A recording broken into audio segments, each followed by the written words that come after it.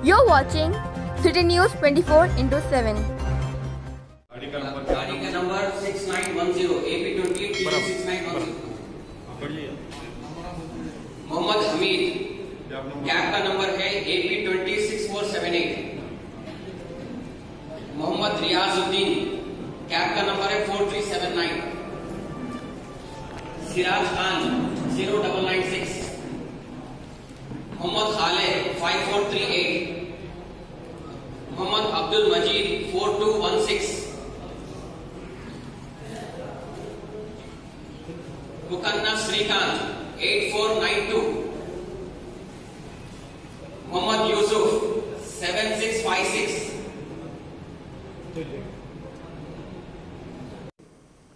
अस्सलामु अलैकुम वरहमतुल्लाहि वबरकातुहू। मजलिस इत्तेहादुल मुस्लिमीन की जानिब से मजलिस एजुकेशन एंड चैरिटेबल ट्रस्ट की तरफ से आज टैक्सी, कैब और ऑटोज़ जो अक्टूबर के महीने में हैदराबाद में जो 100 साल की बारिश का रिकॉर्ड तोड़ बारिश हुई थी, जिससे सैलाब आया था और हैदराबाद के बहुत से इलाके इस सैलाब से मुतासिर हुए।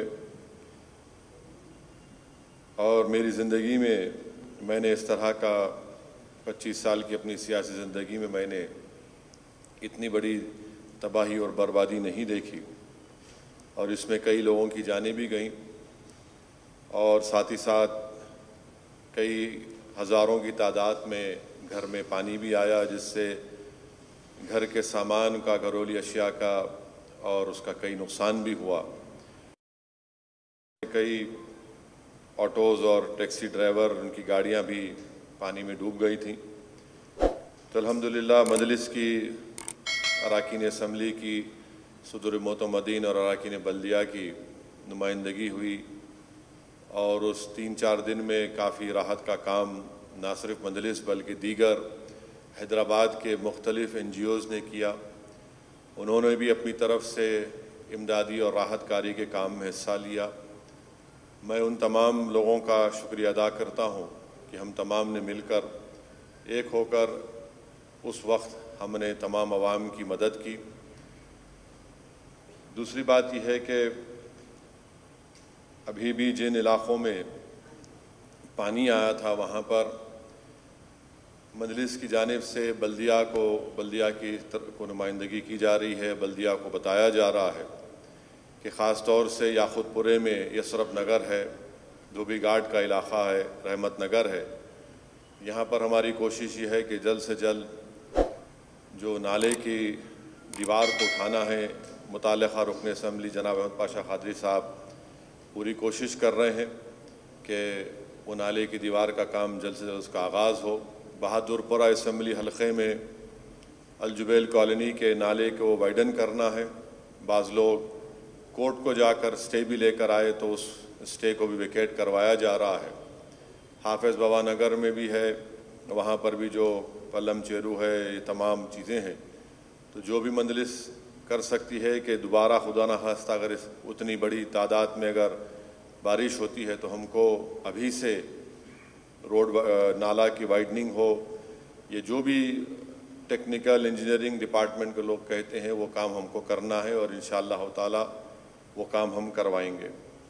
मैं साथ ही साथ ये भी बताना चाहता हूँ कि हुकूमत की जानिब से 10,000 रुपये की स्कीम शुरू की गई थी, दी गई थी। मुझे ये नहीं मालूम कि हैदराबाद के मुख्तलिफ़ मुकामात पर क्या हुआ, मगर मैं ज़िम्मेदारी के साथ ये कह सकता हूँ कि हैदराबाद पार्लिमानी हलक़े में और नामपल्ली असम्बली हलक़े में, राजेंद्र नगर के असम्बली हलक़े में मजलिस इत्तेहादुल मुस्लिमीन के ज़िम्मेदारों ने 95% ये कोशिश की कि मुस्तहक़ लोगों को वो 10,000 रुपये मिले।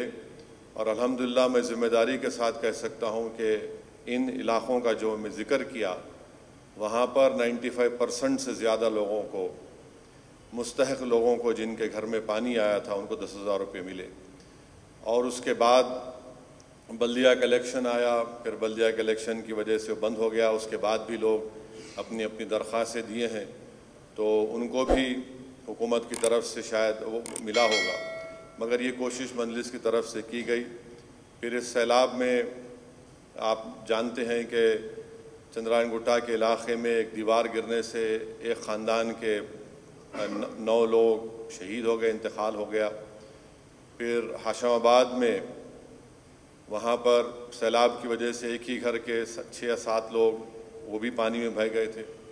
مجلس کی نمائندگی پر ان افراد خاندان کو جنہوں نے اپنے رشتہ داروں کو کھویا تھا، حکومت کی اسکیم کے تحت ایکسگریشیا ان کو دلایا گیا۔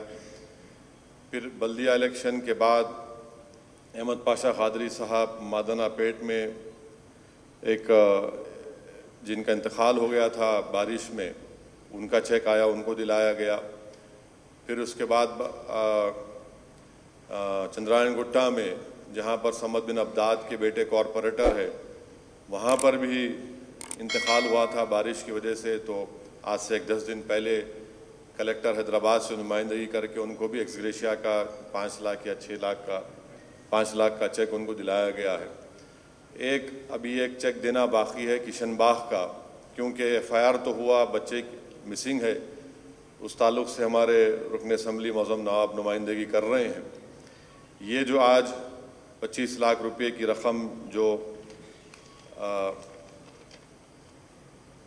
ٹیکسی کے 50 گاڑیاں ہیں، 150 آٹو ہیں، یہ میں شکریہ ادا کروں گا جناب جعفر حسین معراج صاحب کا کہ جلسے رحمت العالمین کے استقبالیہ کمیٹی کے وہ صدر تھے۔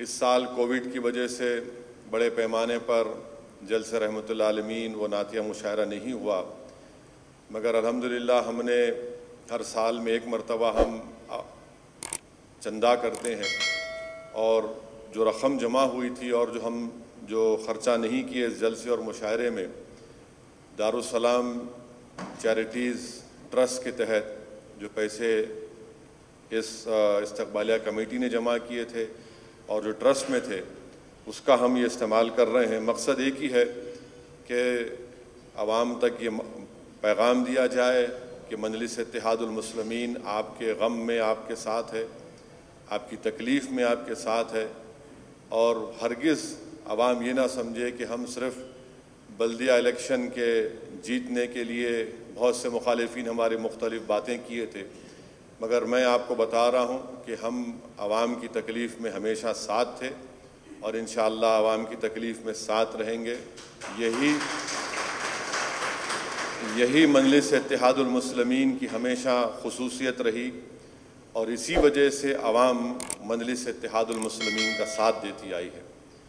ہم آپ کو نہیں بھولے، نہ کبھی بھولیں گے، کیونکہ ہم اگر آج یہاں پر جیت کر آئے ہیں تو ایک اللہ کے فضل و کرم سے اور آپ کی دعاؤں کی وجہ سے، اور یقیناً ہماری پہلی ذمہ داری ہوتی ہے کہ ہم سے جو ہو سکتا ہے ہم ان غریب عوام کے ساتھ ٹھہریں، ان سے ہم جو مدد کر سکتے ان کو کرنا بھی چاہیے۔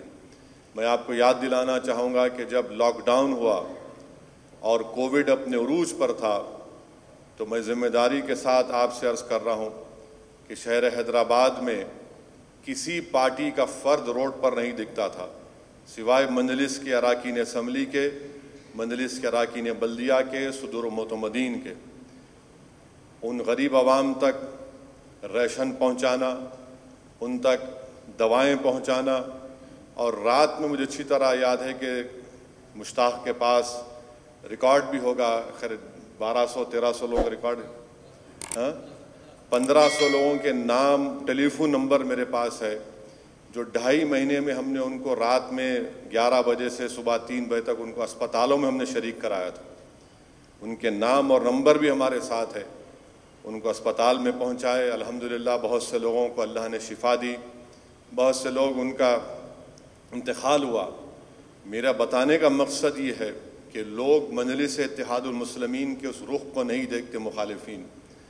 ہمارے مخالفین صرف مجلس کا نام سنتے ہی مجلس کی مخالفت کرتے ہیں، مگر یہ نہیں دیکھتے کہ مجلس कैसे कामयाब होती है। मजलिस के पास लोग ये समझते हैं कि असदुद्दीन ओवैसी, अकबरुद्दीन ओवैसी की तकारीर से लोग मुतासिर हो जाते हैं।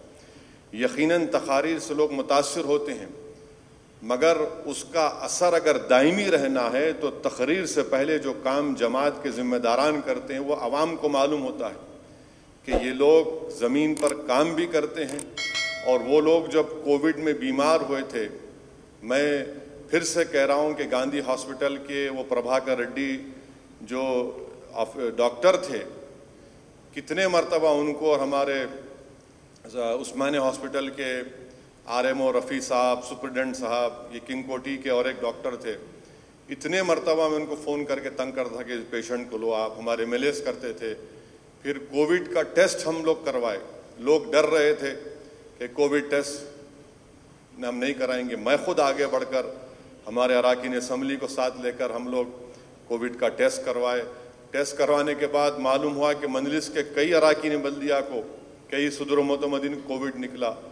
मकसद ये की है कि आवाम के दरमियान में रहना, आवाम की तकलीफ़ को समझना, आवाम को जो हम लोग राहत पहुंचा सकते हैं, जो मदद कर सकते हैं, वो काम करना है। ये मजलिस इत्तेहादुल मुस्लिमीन की तारीख़ रही, ये मजलिस इत्तेहादुल मुस्लिमीन का तरीक़ा रहा, ये मजलिस इत्तेहादुल मुस्लिमीन की जद्दोजहद और उसकी कामयाबी का राज रहा।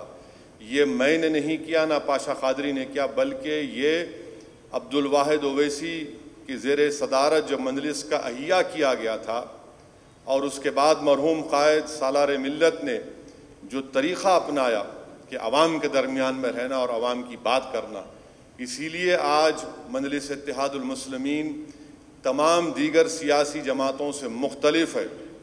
आज आप देखते हैं कि बिहार में मजलिस को कामयाबी मिलती है। आज आप देखते हैं कि मुल्क के दीगर रियासतों से मजलिस को मजबूत करने की बात होती है। ये क्यों होती है कि मजलिस का काम उसकी शनाख्त है।